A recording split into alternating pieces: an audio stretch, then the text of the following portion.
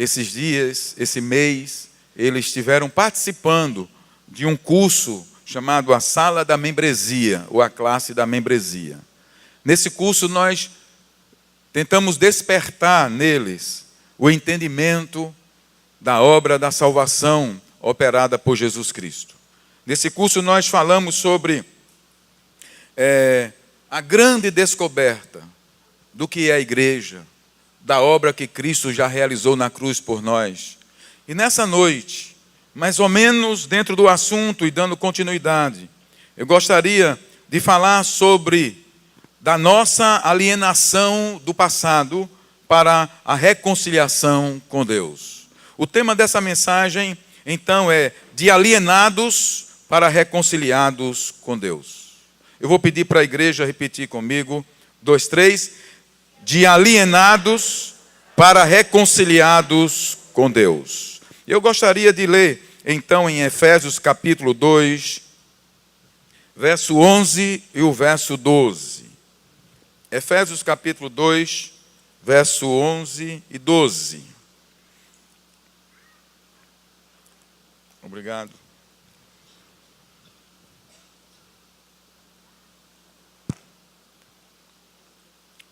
Muito bem. Eu sempre convido a igreja para estar lendo conosco, né? As passagens bíblicas, porque aí a gente interage, você proclama a palavra, internaliza a palavra. E eu gostaria, então, que você fizesse isso com muita força agora. O 11 e o 12. 2, 3.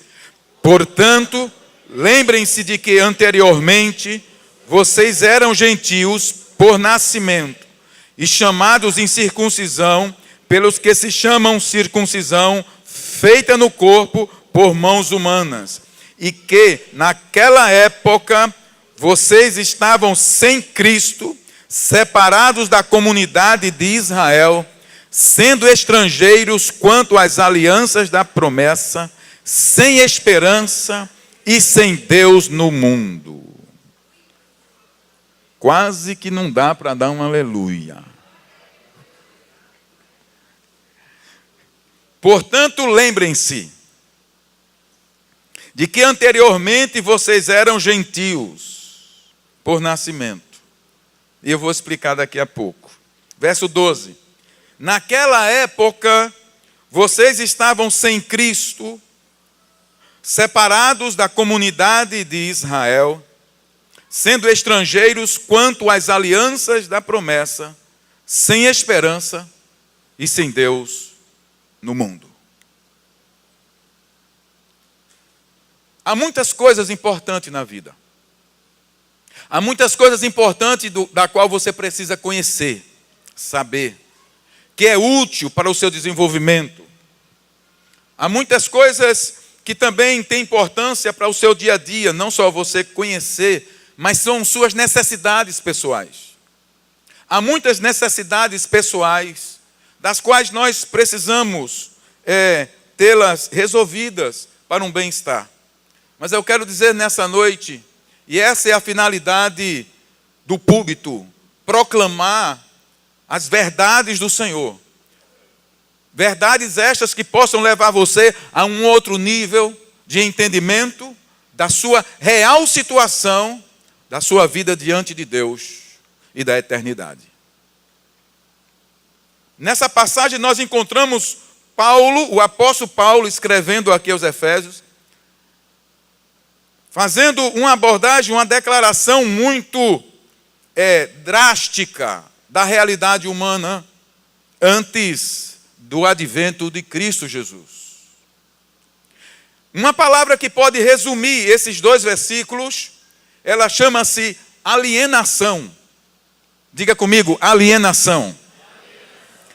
Alienação foi uma palavra muito utilizada logo após a Primeira Grande Guerra Mundial, com a Revolução Socialista, quando alguns filósofos ateus, então, falavam da alienação, da condição das classes desfavorecidas, desfavorecidas economicamente, desfavorecidas socialmente e desfavorecidas econômica, política e social. Essa alienação, ela pode ser entendida como separação, como alguém sem direito. E no início do século XX, logo após a Primeira Guerra, essa palavra foi muito usada. Os filósofos tomaram essa palavra e fizeram dela um lema para falar da condição das classes mais desfavorecidas dos pobres. Só que antes desses filósofos usarem a palavra alienação, 2000 anos antes, o apóstolo Paulo já estava explanando na palavra, e também no Antigo Testamento, mais anos para trás, a Bíblia Sagrada já falava da grande alienação do ser humano. Da grande, mais grave e profunda alienação da raça humana. Na verdade, era uma dupla alienação. Alienação ou separação de Deus, o Criador, e separação dos gentios, compreenda os gentios, todas as nações fora da nação de Israel. Todas essas nações também estavam separadas não só de Deus, mas como também da nação de Israel. Da nação de Israel como povo que recebera as promessas, as alianças, e que Deus, o Criador, fizera com eles um pacto. Tal era a realidade, então, da condição da raça humana de todas as nações, antes de Cristo vir. Eles estavam separados de Deus e da comunidade do povo de Deus, Israel, sobre quem repousava e repousa as promessas do Antigo Testamento. A carta aos Efésios, essa carta que nós estamos lendo, refere-se a essas duas formas de alienação. E Paulo escreve 3 vezes no Novo Testamento esta alienação. Veja um texto de Colossenses capítulo 1, verso 21. Colossenses capítulo 1, verso 21, ele diz assim, Paulo escrevendo, falando da obra de Cristo, ele mostra antes qual era a nossa situação. Antes, vocês estavam separados de Deus. E na mente de vocês eram inimigos por causa do mau procedimento de vocês. Em Efésios capítulo 4, verso 18, Paulo também fala em outro texto, lido nesta manhã, dizendo assim, eles estão obscurecidos no entendimento e separados da vida de Deus. Em Efésios capítulo 2, verso 12, o texto que nós estamos lendo, Paulo vai dizer que nós estávamos separados da comunidade de Israel, sendo estrangeiros quanto às alianças, sem esperança e sem Deus no mundo. E no verso 14, eu acho que é o 14, ele vai dizer assim, verso 13, verso 13, uma partezinha do verso 13, ele diz assim, vocês estavam longe. Você só pode entender o valor da sua salvação se você entender a profundidade da tragédia em que você se encontrava de perdição. Nós só valorizamos alguma coisa se nós entendermos o valor daquela coisa.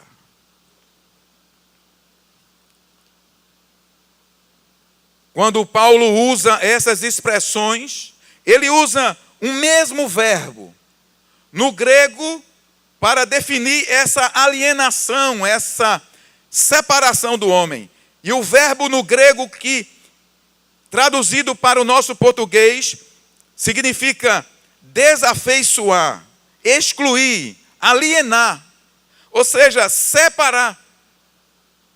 Era a realidade minha e sua, antes de Cristo subir naquela cruz. Em Efésios, capítulo 2, 1, 3, nós vamos ter um quadro descrito por Paulo das condições dessa alienação. Já muito lido, inclusive a semana passada, pregamos aqui nesse texto, com outra abordagem. Veja o que Paulo diz da nossa condição. Vocês estavam mortos em suas transgressões e pecados, nos quais costumavam viver quando seguiam a presente ordem deste mundo e o príncipe do poder do ar, o espírito que agora está atuando nos que vivem na desobediência. Verso 3, anteriormente, todos nós também vivíamos entre eles, satisfazendo as vontades da nossa carne, seguindo os seus desejos e pensamentos. Como os outros, éramos por natureza merecedores da ira. Paulo vai descrever também em Romanos a triste condição humana. Ele diz assim: todos foram encerrados debaixo da condenação por causa do pecado que abundou sobre o mundo. As expressões que Paulo usa como mortos nos delitos e pecados, ou por natureza filhos da ira, revelam a triste condição daqueles que ainda não tiveram um encontro com Jesus Cristo. E eu falo encontro genuíno. Mortos, delitos, pecados, por natureza merecedores da ira. Então Paulo vai traçando nessa carta aos Efésios, na primeira parte do capítulo 2, essa triste realidade humana da separação do homem de Deus. Na segunda metade do capítulo 2, nesses versos que nós lemos, Paulo retrata a alienação dos gentios, como estando separados também da comunidade de Israel, povo da aliança. Você pode dizer: e que tenho eu com Israel? E que importância tem a minha vida com essa nação? Eu nunca nem fui lá. Aliás, nem gosto dos judeus. Você pode dizer isso, não eu. O fato, irmãos, é que o primeiro livro da Bíblia começa em Gênesis. E lá em Gênesis, Deus estabeleceu a unidade da raça humana. Foi o projeto de Deus, foi que a raça fosse uma só, em unidade e em comunhão com Ele. Não havia separação, não havia alienação alguma. E o livro de Gênesis, o primeiro livro da Bíblia, começa com a unidade da raça. Mas logo após a queda, e depois do dilúvio, segue-se a grande divisão da raça humana por ocasião da Torre de Babel. Ali os homens começam a ser alienados uns dos outros, separados uns dos outros, e até hoje essa alienação é uma realidade. Somos separados uns dos outros. Por isso a igreja luta tanto pela comunhão. Por isso que há um esforço grande para que haja amor entre nós. É porque instintivamente, da natureza pecaminosa, nós estamos alienados do nosso irmão, do nosso vizinho, do nosso par. Dentro de casa começa a desunião. Isso é uma consequência da alienação humana entre homens, entre si. Agora o homem está separado de Deus e separado um dos outros. Daí surgem as guerras, as iras, as contendas, que o apóstolo Tiago vai falar muito bem sobre isso. Logo após Babel, a humanidade se divide. E quando Deus viu esse caos, Deus nunca desistira da sua criação. Deus nunca desistira do homem que Ele formou à sua imagem e semelhança. E eu digo para você nessa noite, pelo Espírito do Senhor, você está nessa noite para ouvir essa frase: Deus nunca desistiu de você. Deus então, pensando no resgate da humanidade, Ele já havia estabelecido muito antes da criação que o seu Filho viria pagar o preço do nosso pecado e transformar essa alienação numa reconciliação uns com os outros e a nossa reconciliação com o Pai. surge Abraão. Abraão surge no capítulo 12 de Gênesis, quando Deus chama Abraão e faz uma promessa a Abraão. Dele surgiria uma grande nação, a nação de Israel. Dessa nação viriam as promessas, as alianças, viriam os pactos com Deus, para que essa nação fosse luz para todas as nações. Então a promessa a Abraão é essa: Abraão, em ti todas as famílias da terra serão abençoadas. Podia parecer que Deus estivesse contribuindo para essa alienação humana, porque Ele criou uma nação, e você encontra em Êxodo, capítulo 19, verso 5, como uma propriedade sua particular, uma nação própria para Ele, dentre todas as outras nações.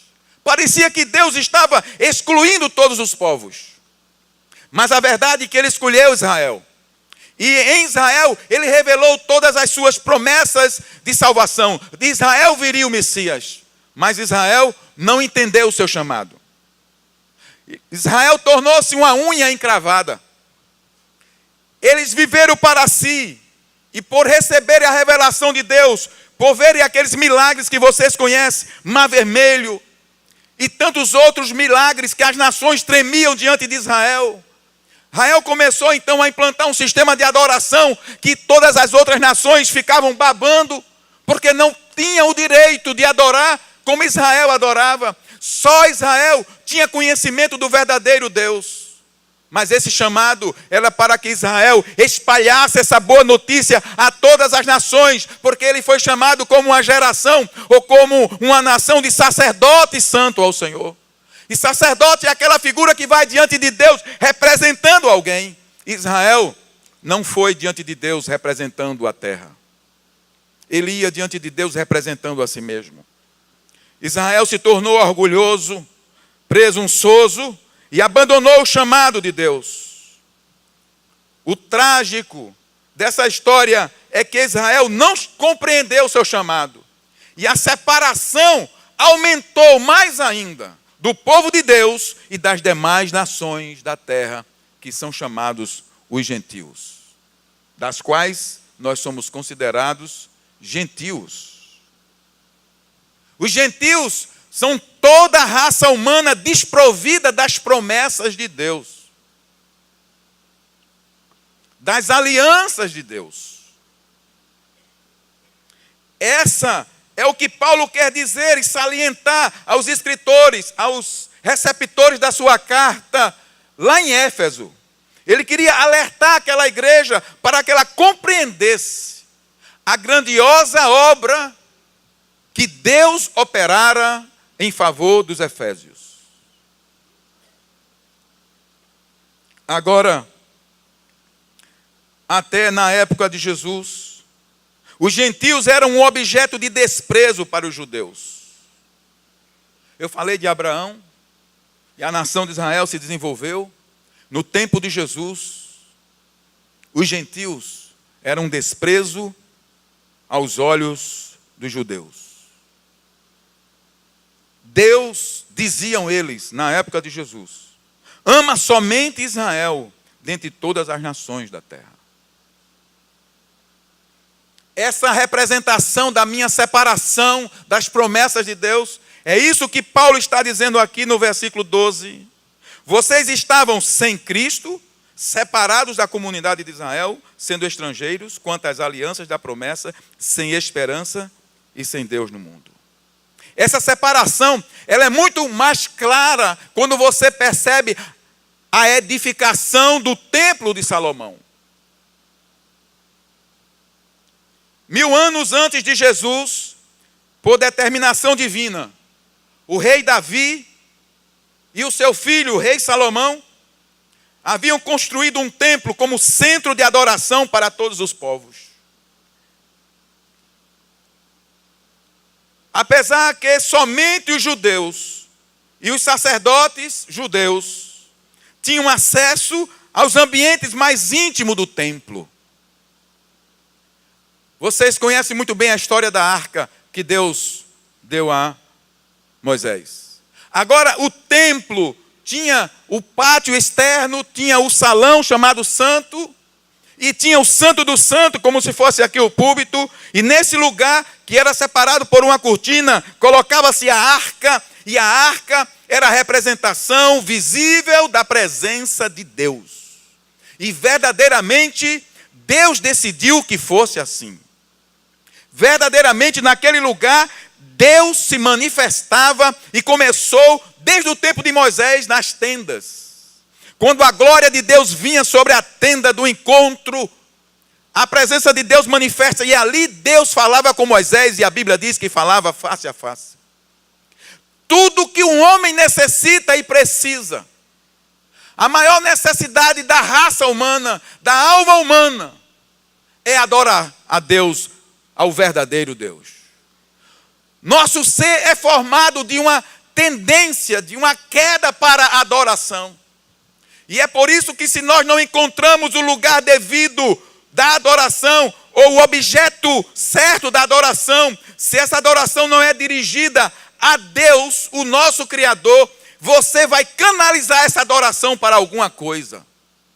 Para o dinheiro, para o sexo, para as pessoas. Você vai canalizar, porque o homem nasceu para adorar. E se ele não encontra Deus, o Criador, ele vai adorar a criatura. E foi isso o desvio que aconteceu na história da humanidade.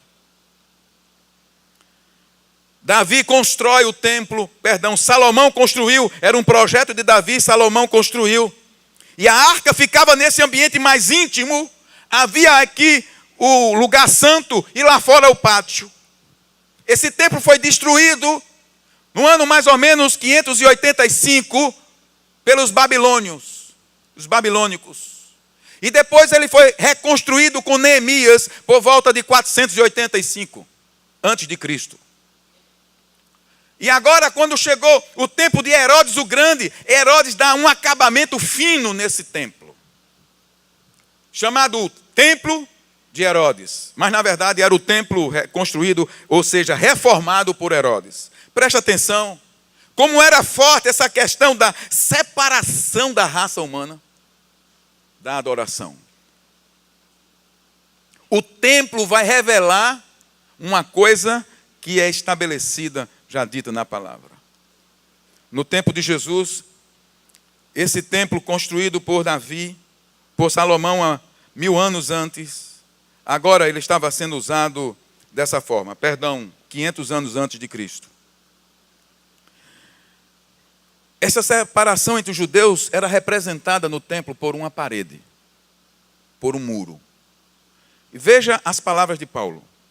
Antes de continuar a história do templo, veja as palavras de Paulo aqui no verso 14, Efésios 2:14.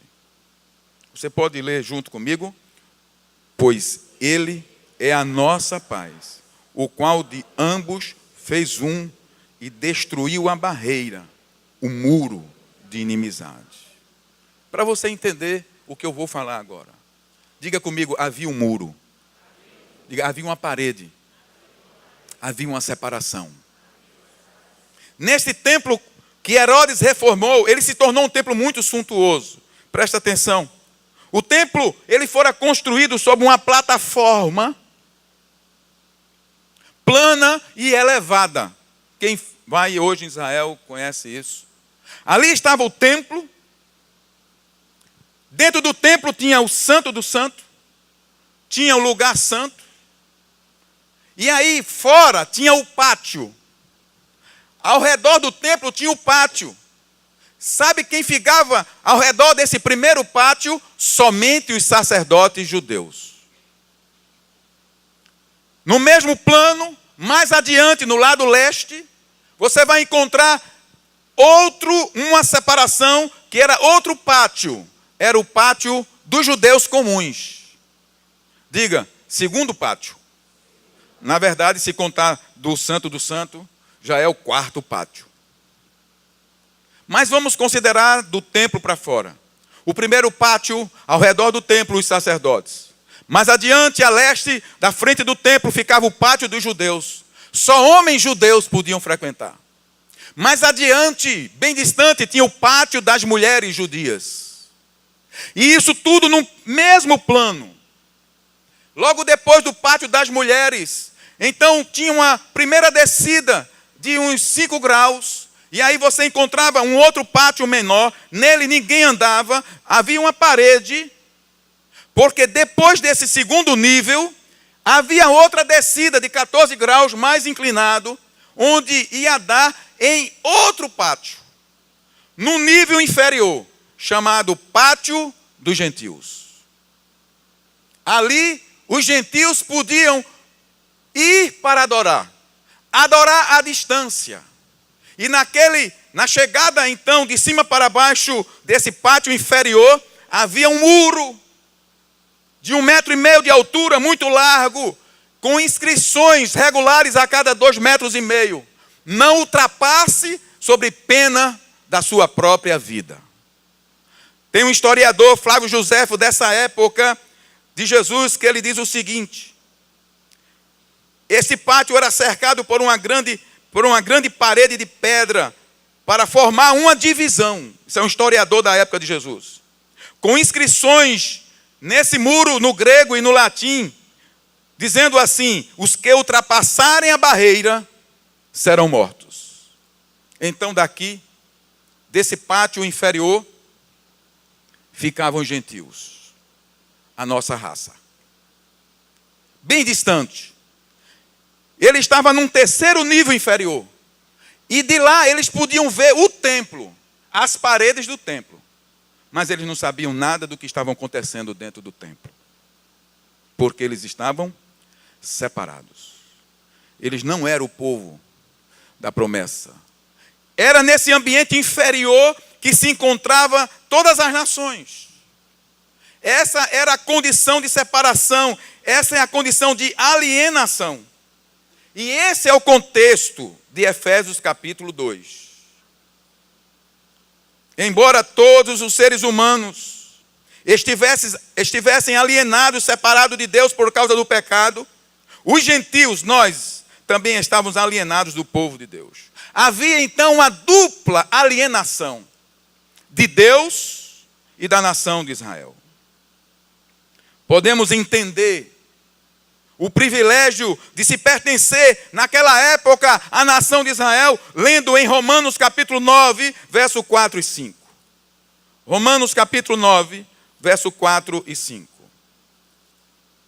Diz assim: o povo de Israel, deles é a adoção de filhos, deles é a glória divina, as alianças, a concessão da lei, a adoração no templo e as promessas.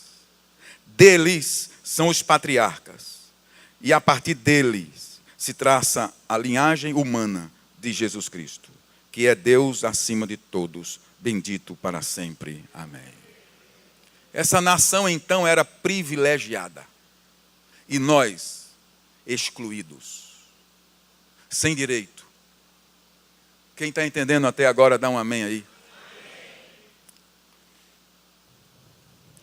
Por isso, quando você pega essa relação, essa referência de Romanos 9, junta com Efésios 2, 12 e 13, você vai entender então a seriedade, a gravidade da nossa situação.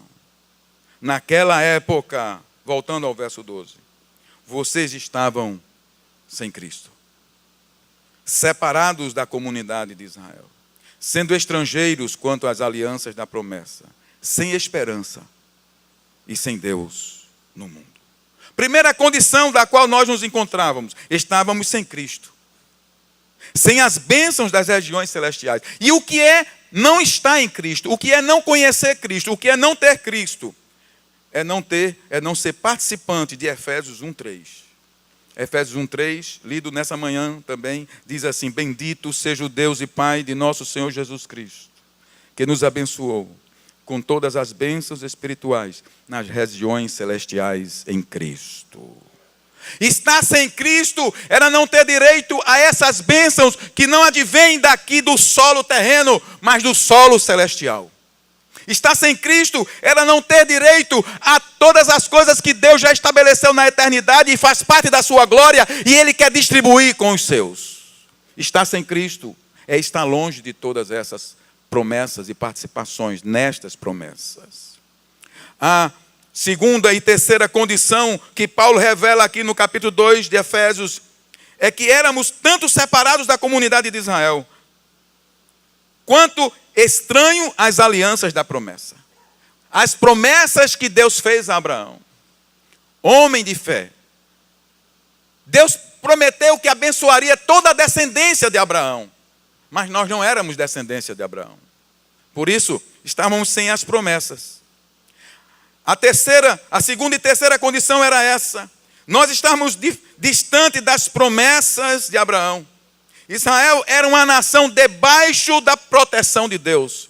Israel, Deus se vinculara e se comprometera com esse povo, desde quando chamou Abraão. Os gentios, eu e você, no entanto, éramos excluídos dessa aliança e desse reino. A quarta e quinta condição, juntos, diz Efésios 2, no fim do 12, sem esperança e sem Deus no mundo.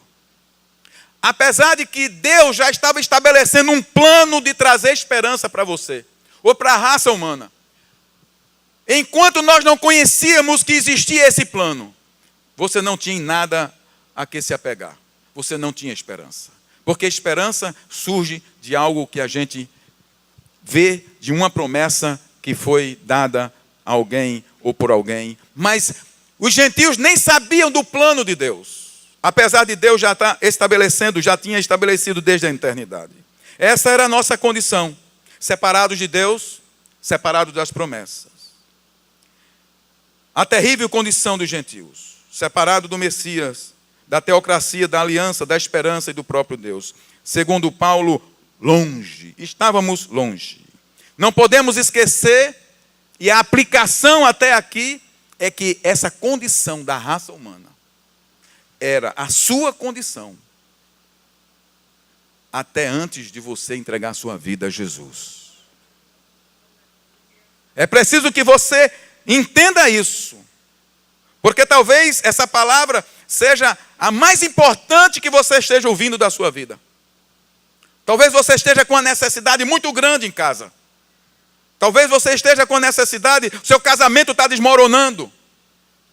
Emprego, problema de um filho, problemas diversos, saúde, a empresa. Mas eu quero dizer, todas essas necessidades não representam absolutamente nada diante da suprema necessidade do homem se reconciliar com o seu Criador.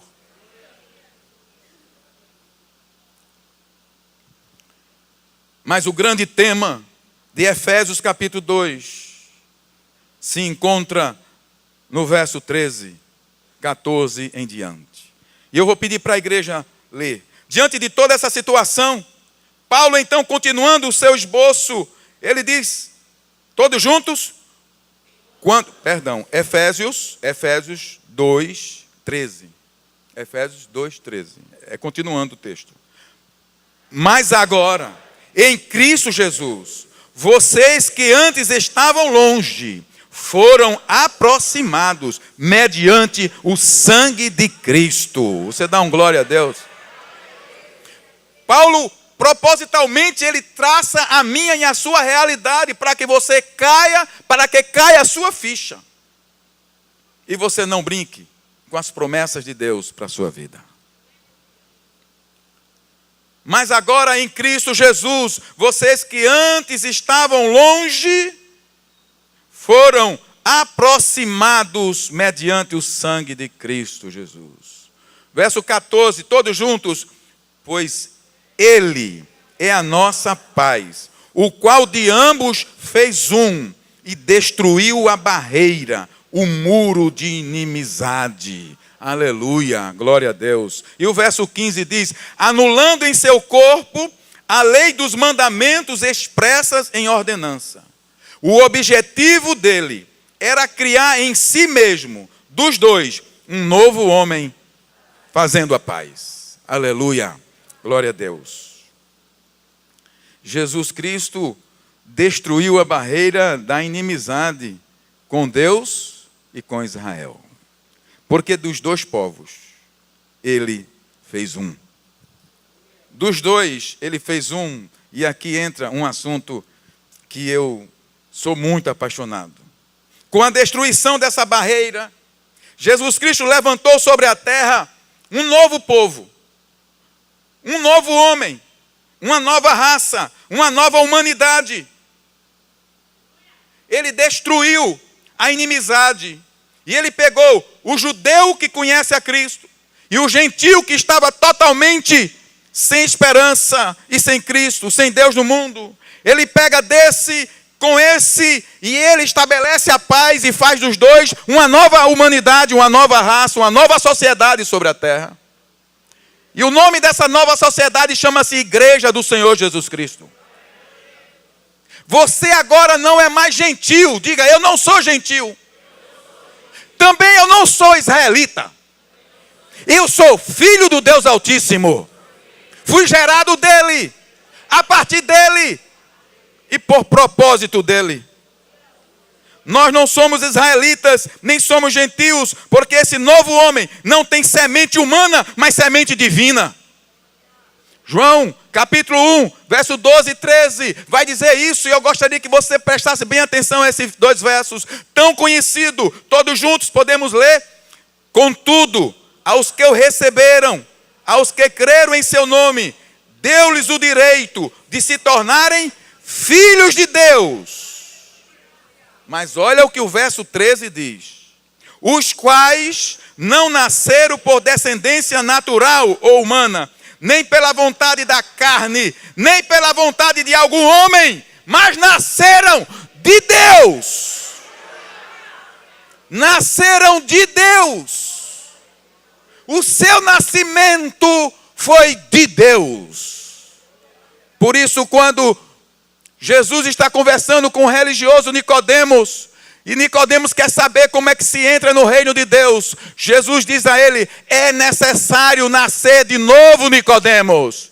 Se não nascer de novo, não pode adentrar o reino dos céus, porque esse novo nascimento não se trata de uma filiação a uma instituição religiosa, se trata de um milagre operado dos céus aqui na terra, quando me converte numa nova criatura.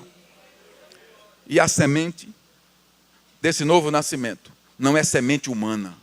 Quando um homem e uma mulher se casam e vão gerar filhos, o homem então tem a relação com a mulher e gera nela, ou coloca nela a semente do sêmen. Para então ser formado uma vida. Mas o nascimento da igreja, dessa nova raça, não é de sêmen humano, não é de vontade humana, nem da carne humana. Nós nascemos de Deus. Por isso Jesus diz a Nicodemos, é necessário nascer de novo. Quem não nascer da água e do Espírito. Como foi que Jesus nasceu aqui na terra? Qual foi a semente que Maria recebeu? A mesma semente. É a semente que te gerou como nova criatura em Cristo Jesus. Agora já não somos mais gentios, estrangeiros nem forasteiros. Veja o que diz Paulo então, nessa abordagem teológica que ele faz. 2,19, todos juntos, 2,19. Portanto, vocês já não são estrangeiros, nem forasteiros, mas concidadãos dos santos. Dê um glória a Deus. Dê mais um glória. Aleluia. Se tem uma mensagem ou uma palavra mais importante do que essa, eu não tenho para dar a vocês. A maior notícia, a melhor notícia, a grande notícia é que Jesus Cristo nos gerou de novo para uma vida nova e eterna, que a morte não tem poder nem autoridade. Quem nasce dessa semente, quem nasce de Deus, jamais morrerá de novo, porque já passou da morte para a vida. Eis a sua maior esperança, maior alegria, maior promessa repousa sobre a sua vida. Você nasceu de uma semente que não foi do homem, mas de Deus. Você nasceu de Deus. Diga ao seu irmão aí, diga para você também, diga, eu nasci de Deus. Eu nasci de Deus. E quando Satanás vier diante de você, se apresentar a você com alguma conversinha, como diz meu netinho, se ele vir com conversinha, você diz: olha, Satanás, deixa eu dizer uma coisa para você, Satanás. Aqui está a nova raça sobre a humanidade. Xerei, cambarranei, baramanai. Olha, Satanás, eu vou dizer uma coisa a você. Minhas finanças podem não estar bem, meu casamento pode até não estar bem, e aquilo pode não estar bem, mas eu quero dizer uma coisa. Eu sou herança do Senhor. Eu nasci de Deus.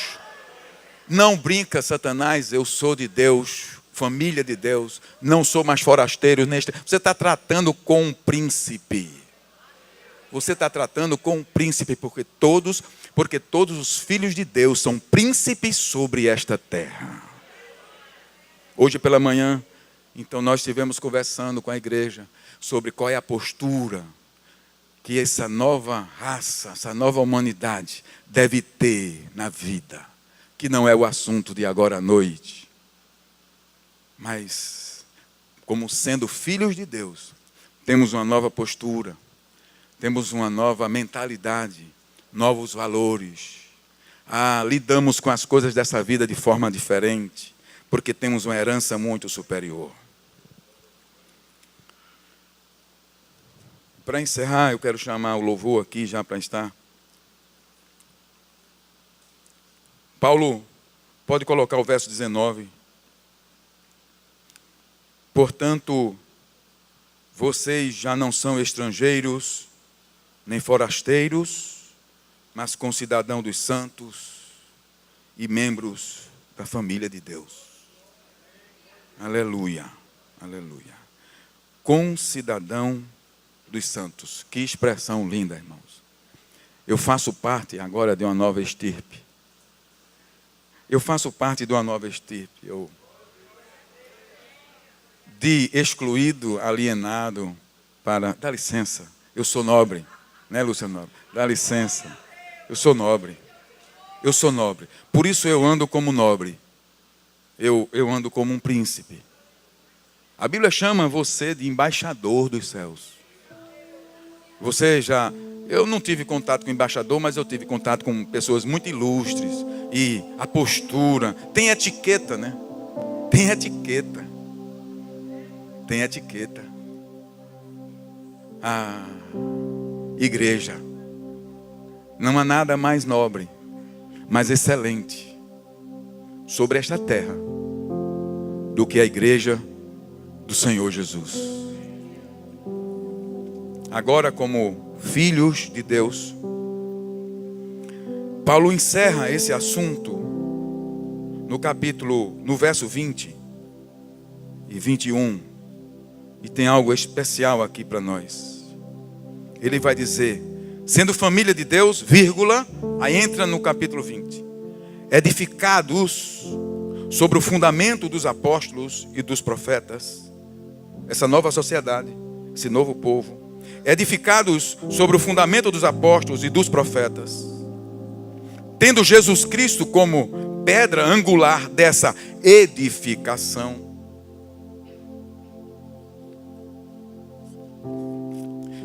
no qual, verso 21 até o 22, na verdade, no qual todo edifício é ajustado, ele está sendo arrumado, ele cresce para tornar-se um santuário santo no Senhor. Nós estamos nos ajustando aqui.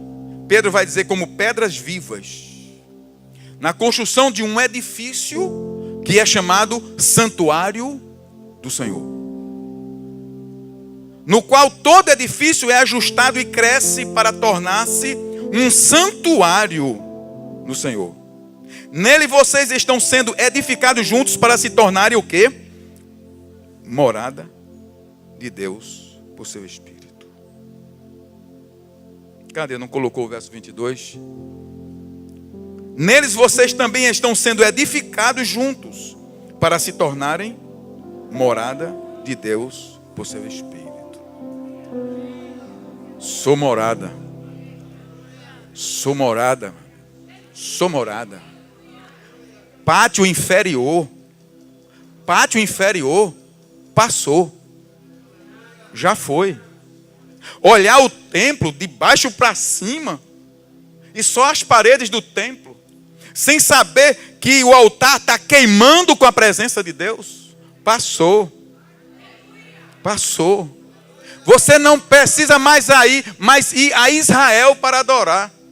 Nem você precisa daquele templo lá de Israel para adorar. Você é o templo de adoração ao Senhor. Xerei, cambarranei, baramanai. Você é o templo. Quando você se move, a presença de Deus se move. E quando você para, a presença de Deus para. Nós não mais esmolamos a presença de Deus, querendo tocar numa parede, como alguns vão lá em Jerusalém, tocar em parede e botar papelzinho lá. Não, você é santuário de Deus.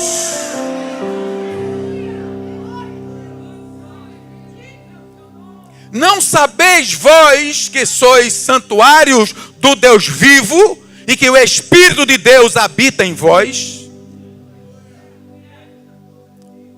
Queridos irmãos que se batizaram hoje, esse é o lugar que vocês estão ocupando nessa nova vida em Cristo. A igreja é muito mais do que as fraquezas que você pode ver na igreja. A igreja é muito mais nobre do que você pode imaginar. Insensato é aquele que abre a boca para difamar a igreja do Senhor Jesus Cristo. Ponha insensatez nisso. É por isso que me tornei pregador do Evangelho. Porque não tem algo mais nobre a falar, a dizer, a não ser Deus em Cristo Jesus acabou com a separação. Não tem mais muro. Você está dentro do Santo dos Santos. Você está dentro dos Santos dos Santos. Podemos ficar de pé.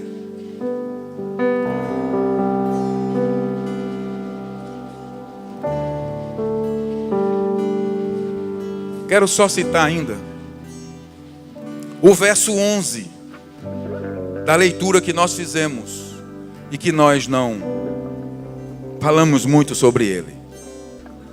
Pode deixar ainda acesa, por favor.